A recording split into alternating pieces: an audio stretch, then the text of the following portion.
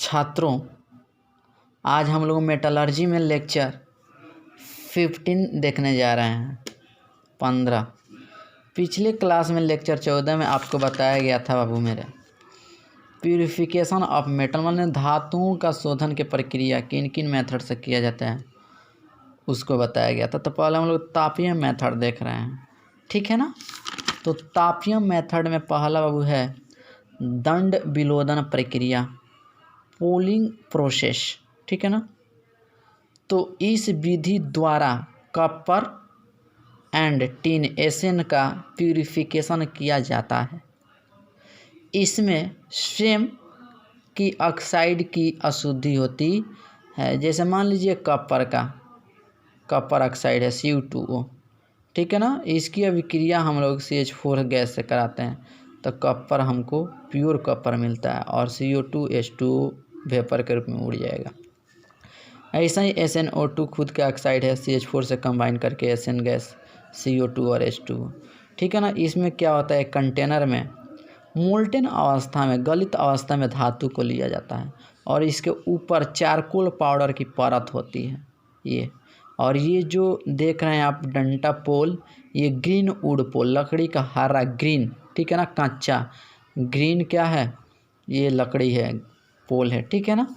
तो इसमें क्या होता है बाबू, चारकोल पाउडर की परत शुद्ध धातु को वायु के कांटेक्ट में आने से रोकती है, ठीक है ना। ये जो आपका लेयर है, चारकोल की लेयर जो है पाउडर फॉर्म में, ये ना जो ये मोल्टेन अवस्था में धातु है, ये वायु के कांटेक्ट में आने से क्या करती है, रोकती है एवं ऊष्मा बाहर जाने से भी रुक जाती है, ठीक है ना। इनसे ऊष्मा नहीं निकलती है, स्पष्ट ना।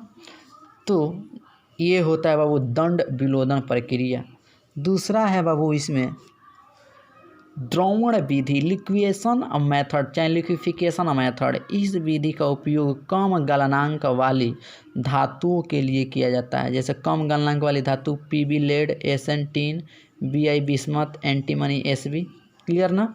इसमें देखिए क्या होता है छोटू, इसमें मेरे भाई क्या करते हैं ना, ये एक टर्म पढ़ लीजिए, धातु एवं अशुद्धि के गलनांक माने मेल्टिंग पॉइंट MP भिन्न भिन्न हो तो इस विधि का उपयोग किया जाता है। तो लिक्विएशन मेथड का भी इस्तेमाल करेंगे जब गलनांक धातु और अशुद्धि में क्या हो, डिफरेंट हो, ठीक है ना। तो इसमें क्या करते हैं, इम्प्योर ब्लैक इम्प्योर लेड लिया गया है, ठीक है ना। इस हीटर है, ये हीटर से इसको क्या किया जाता है, पिघलाया जा रहा है। तो जाहिर सी बात है जो लेड है धातु, ये इसका क्वथनांक गलनांक क्या है, सॉरी गलनांक मेल्टिंग पॉइंट क्या है, अशुद्धि से कम है। तो जाहिर सी बात है ये गल गया, गलित अवस्था में होकर इधर के तरफ आ जाएगा। तो यहाँ पर जो गलित PB मिला है ये प्योर फॉर्म में होगा, ठीक है ना। इसको हम लोग कह सकते हैं ये हीटर है, इसको बोल सकते हैं ओपन हीटिंग स्लोपिंग है ये, ठीक है ना। और फर्नेस ढालवा भट्टी है, ये ढालवा भट्टी है, ठीक है ना।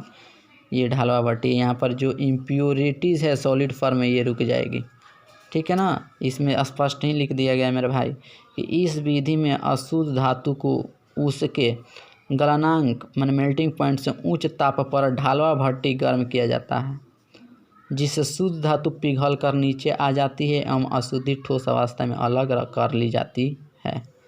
नेक्स्ट है, तीसरा है भाई मेरे आसवन विधि, डिस्टाइलेशन मेथड, ठीक है ना। इस विधि का उपयोग कम क्वथनांक बॉइलिंग पॉइंट वाले धातुओं के शोधन प्रक्रिया में की जाती है, जैसे जिंक, कैडमियम, Hg, पारा, ठीक है ना। इसमें देखिए बाबू,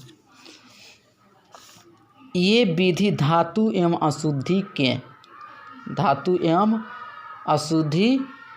के भिन्न भिन्न क्वथनांक पर आधारित है। जैसे जिंक का हमको प्रभाजी आसवन कराना है, डिस्टाइलेशन ऑफ जिंक। तो जिंक का बॉइलिंग पॉइंट 9 से 10 डिग्री सेल्सियस होता है और उसमें जो अशुद्धि के रूप में कैडमियम, लेड और आयरन है, तो कैडमियम का बॉइलिंग पॉइंट 60 से 67, ठीक है ना। और लेड आयरन का 1500 डिग्री सेल्सियस। तो अब क्या करते हैं, इसको गर्म करते हैं। तो गर्म करते हैं ना बाबू, तो गर्म करते हैं, जाहिर सी बात है इसको हम गर्म कर रहे हैं, मान लीजिए हम बाबू 7 से 67 डिग्री सेल्सियस पर गर्म कर रहे हैं। तो जाहिर सी बात है कि यहाँ पर कैडमियम क्या हो जाएगा, गल जाएगा, वाष्प अवस्था में आ जाएगा, अलग हो जाएगा केडियम यहाँ से। अब इसका तो दोनों का क्या है क्वथनांक, और इसका भी क्वथनांक क्या है, ज़्यादा है ना इनसे, तो ये अलग, इससे ज़्यादा है ना इस सब का, तो ये तीनों अलग हो गया, ठीक है ना। अब ये वेपर अवस्था में, तो इसको अलग कर लेंगे। फिर इसको लेकर के गर्म कर रहे हैं हम 910 डिग्री सेल्सियस से ज़्यादा, तो इसका बॉइलिंग पॉइंट है ना, तो जाहिर सी बात है यहाँ से जिंक वेपर अवस्था में गल जाएगा, ये अलग हो जाएगा, और ये सॉलिड फॉर्म में ये अलग हो जाएगा। तो हमको क्या मिल गया बाबू, जिंक। क्लियर। चलिए नेक्स्ट देख तो छोटू, नेक्स्ट है वाष्प प्रवस्था परिशुद्धन, वेपर फेज रिफाइनिंग, ठीक है ना। ये दो मेथड में होती है, मोन्स प्रोसेस और वैन आर्केल मेथड। मोन्स प्रोसेस में निकेल को लेते हैं और कार्बन मोनोऑक्साइड को 50 से 60 डिग्री सेल्सियस पर गर्म करते हैं, तो एक कॉम्प्लेक्स बनता है जो वोलेटाइल कंपाउंड होता है।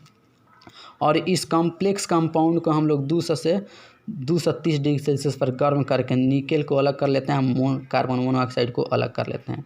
जो ये निकेल प्राप्त होता है ये एकदम प्योर होता है, और यहाँ पर इम्प्योर निकेल होता है, ध्यान रहे। वैन आर्केल मेथड में टिटानियम, जिक्रोनियम, हॉफनियम का मतलब यहाँ से हम प्यूरीफाई करते हैं। टिटानियम को, अशुद्ध टिटानियम को लेते हैं आयोडीन के साथ 250 डिग्री सेल्सियस पर गर्म करते हैं, तो एक कम्प्लेक्स TiI4 बनता है। फिर कम्प्लेक्स को लेकर के हीट करते हैं 1400 डिग्री सेल्सियस पर, टिटानियम अलग हो जाता है और आयोडीन अलग हो जाता है। ये जो टिटानियम मिलता है मेरे को क्या मिलता है, प्योर मिलता है। तो यहाँ पर लिखा गया वाष्प प्रवस्था परिशुद्धन में शुद्ध धातु वाष्पशील यौगिक मध्यवर्ती के रूप में बनती है, जबकि अशुद्धियाँ अक्रिय रूप में रह जाती हैं एवं उच्च ताप पर वाष्पशील यौगिक वियोजित होकर शुद्ध धातु प्रदान करती है, ठीक है ना। तो ये बाबू था आज का लेक्चर नंबर आपका 15, ठीक है ना। इसके आगे हम अगले क्लास में कंटिन्यू करेंगे। Thank you.